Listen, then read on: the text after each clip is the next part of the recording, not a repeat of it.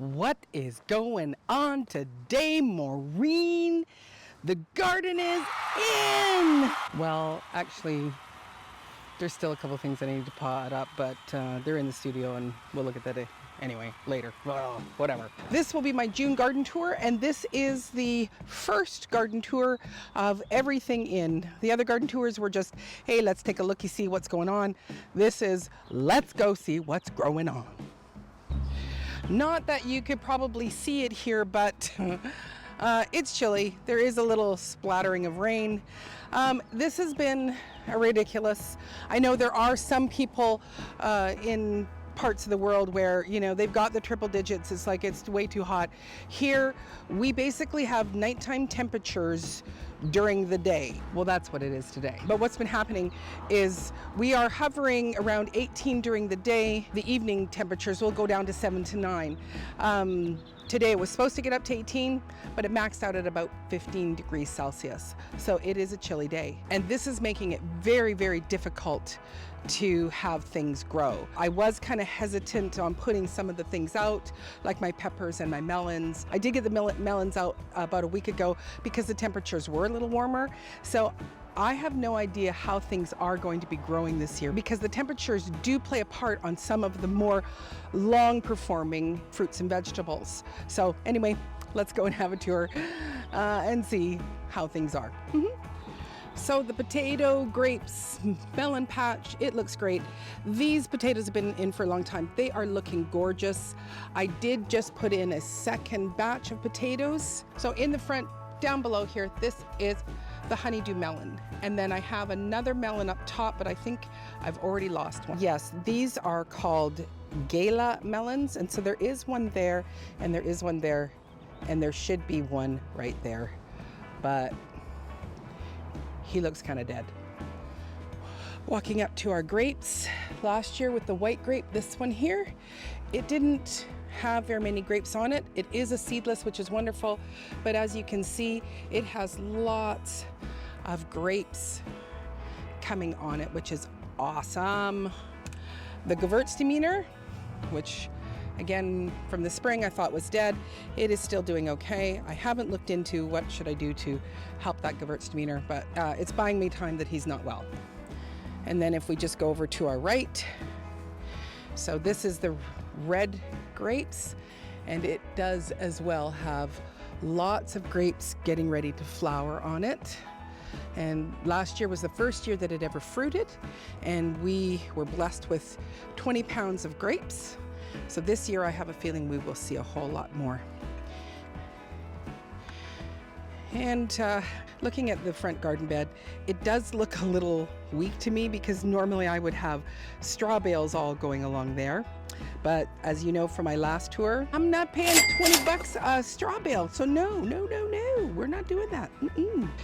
So it does look bare, but I love seeing that the squashes, that they are looking so good. But before we go and look at them, we're gonna come and switch back and look at the watermelon.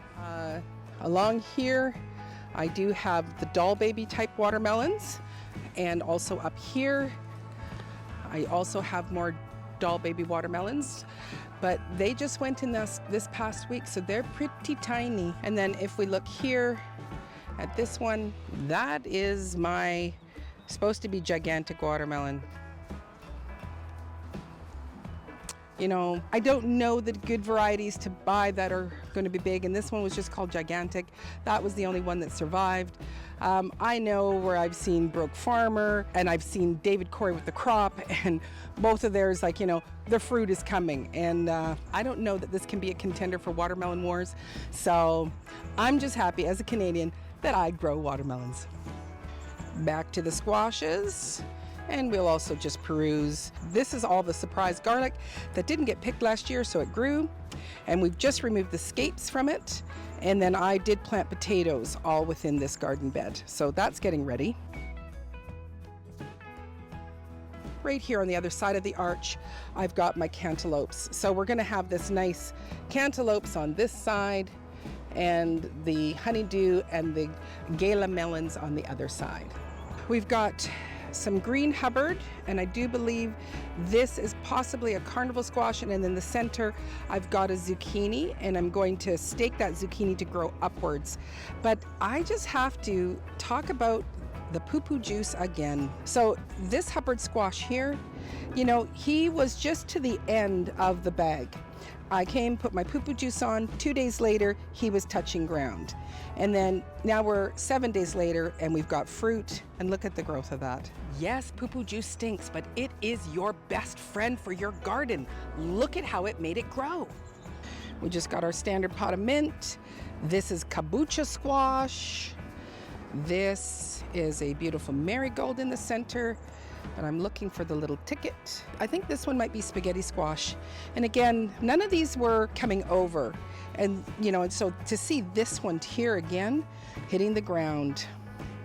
And if we come over to this, look at this. Hello, fruiting zucchini. Thank you for showing up and looking great. And I think in here is more carnival squash. These cooler temperatures really are making a difference. And there's part of me that, you know, I was complaining a couple of months ago that, you know, I'm behind on everything. And, you know, and that's kind of turning out to be good because I was late putting things in. But then I have to wonder, should I have waited even longer? You know, there's lots of people that don't have fruits and vegetables in at this time. Let's look at the mid-yard. The mid-yard is just more for flowers and a few fruit trees. We haven't gotten our wood chips out yet. You know, there's just so much to do. So I have coffee sacks on because we are going to cover them with wood chips. But I do have, you know, here and here, and I think there and there, and one in behind. I've got some zinnias. I have 2 gaillardia that survived from last year. But anyway, there's just so much to do all the time. And then if we look, here is my olive tree. This has got a lot of fruit on it. I don't know that I've ever had it fruit, but it's looking wonderful. And then all the beautiful lavender. This is just such a fun time to come through the yard because as soon as you walk in around any of this area, it just smells like lavender. Our elderberries are doing really great. We've got some beautiful flowers. I'd almost like to take some of the elderberry flowers and make an elderberry liqueur.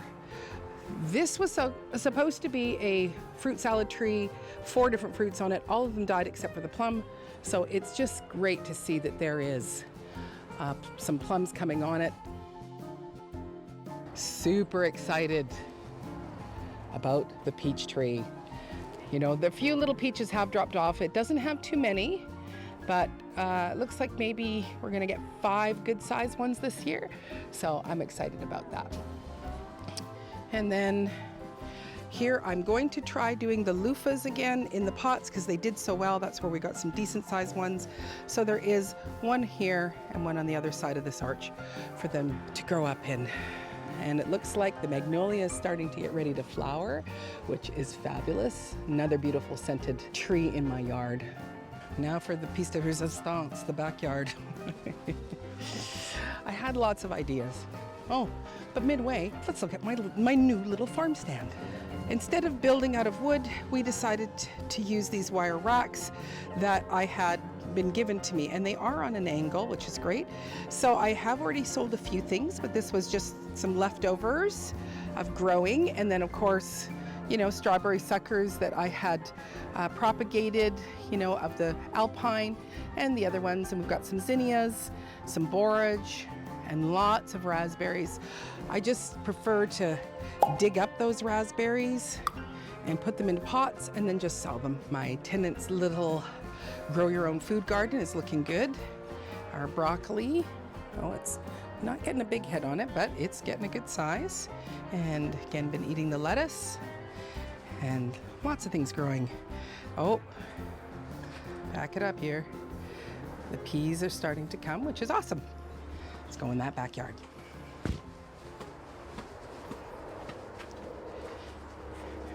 If we look at the beautiful backyard, these California lilacs, they are way overgrown, and I know they grow big, but they are such a great pollinator. In this first little bed, I did plant my jalapenos in here with some alyssum in between. And it does have some onions that were here before, and the onions are coming along. I do have more onions to put in, but I was learning from Will It Grow that you need to come and ring around your onions so that they can actually bulb out. So I did that, and I'm seeing that one in particular is starting to bulb out. I had put a ring around this other one, but I think just from the rains it's kind of filled in around it, hoping that the peppers are going to do okay. And then over here I have Hot Pepper Alley, where yesterday I went out to my compost bin. Look at that beautiful, healthy worm that the ladies have churned around for me and took it down so that I could plant up my tomatoes and all of these peppers. It is such a healthy, beautiful, rich soil. So we've got our jalapenos, our cayenne, and also one Caribbean Red Hot. And now to come to think about it, if we go back, those peppers are not jalapenos. Those are bird's eye chili, which are a wonderful, flavorful, semi-hot chili pepper. It's a really wonderful. Here I've got my thornless blackberries. I've got one there and there. So here is garden bed number 1. So broccoli, not looking the best. Why? Because I have chickens and I let them out in the yard and they think that the broccoli is for them. I've also planted a barrage, and there is a big marigold in there, and we will go around and look at the beans afterwards. I had a lot of nasturtiums come up in this garden bed, which I did dig up some of them and put them in for sale. In these rows, this is my corn. It's June, and the corn should not look like that. I think there is maybe one that is coming up, and this was the corn that I got from Broke Farmer. But I think it was just too ding-dang cold to be putting it out. We just step back. These are my slicing cucumbers. They are doing okay. There is 2 peppers from last year that I've brought out. They weren't looking so great. I'm just hoping that being outside here in the weather that they will become better. We come to the 3-tiered garden. That's where we are growing all of the tomatoes. So all in the back are the Nona tomatoes. We've got some Roma, some sweetie cherry, a pineapple, and then Marissa did want me to do some more tomatoes. So there is 5 more in pots here. These pots are just empty. They're going to be for my sweet peppers that are going to go inside. I am trying in here, come and have a look. This is amaranth. So I am trying to grow amaranth, and so we thought it would look really neat in these big pedestal pots as it, let it get nice and tall. And there is another one over here with a volunteer squash. So we're gonna let that go. The greenhouse is gone, and so now my orchard is alive and well. So the columnar apple trees, there's the 2 of them here. And as you can see, there's apples on them. I don't have my organza bags out on them yet.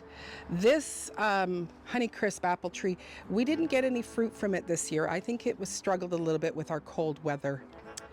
And my avocado, he probably again doesn't want to be outside. Oh, he's got some weird colors on him. I'm wondering if I should take him back in.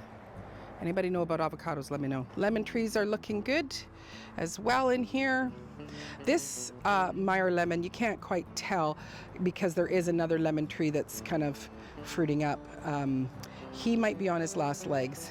But we'll come up here to those infamous Albion strawberries. I think we only have the one that is fruiting over there. I did come and put the loofah in here, and there does look like there is a little bit of fruit on that one there, as you can see. And then we have this beautiful mock orange, and it is just absolutely stunning, and the fragrance is just absolutely wonderful. Like the whole backyard is just absolutely wonderful. And of course, because it's raining, we're not going to be able to see any of the bees. But the other day when I was out, when it was quite a lot warmer, The bees were all over it, and I think some of them are hoverflies and just swarming. It just was so neat to see. We are supposed to be getting some warmer temperatures this coming week, so I'm hoping to see the bees and the butterflies to all come back. We're gonna go and look at garden bed number 2.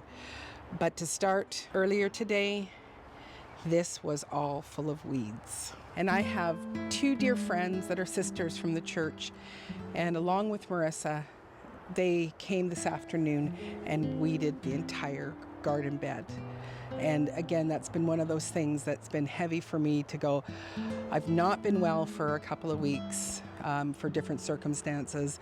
And, you know, so to have the ability to come and do this is just impossible. I'm just so overwhelmed with the generosity. And the sisters actually yesterday was Saturday, and they said, hey, we're going up mid-island here, and so we'll go by the farm and we'll do the watering for you. And I said, oh, but we've got other things. They go, we'll do it too. I said, so, you know, so they poo-poo juiced out at the farm, and they went and spread the wildflowers in the extra patch. And I just cannot express how grateful and appreciative I am of these 2 dear friends. They are just amazing, amazing women, and they just run around and bless people like nobody's business. And I'm so honored to be on that list of blessings. So thank you, sweet ladies. Garden bed 2. Some of this is cabbage from last year, as is this, but I think this is different. So these ones seem to be going to seed. I'm hoping that these ones might make heads, but mind you, I don't think they will. There is some kale, but I also have my Chicago pickling cukes. Apparently that one didn't try hard enough to stay alive in this cold weather, so we have to replace it. And then as we head to garden bed 3, this is my self-pollinating kiwi. Look at it, it's just loaded with flowers. It's looking so great. Hoping we'll get lots of kiwis this year. As we go through the arch. And our garden bed 3, where a lot of these plants here are store-bought. And I have some cauliflower, some Brussels sprouts. This is some carrots from last year.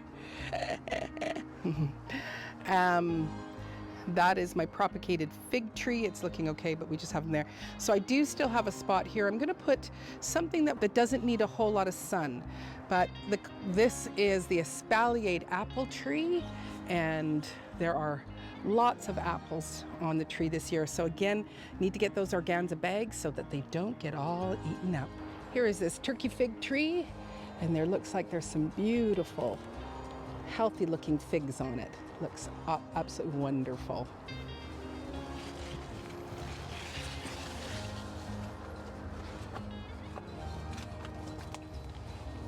So that is, the garden is in, and it's June.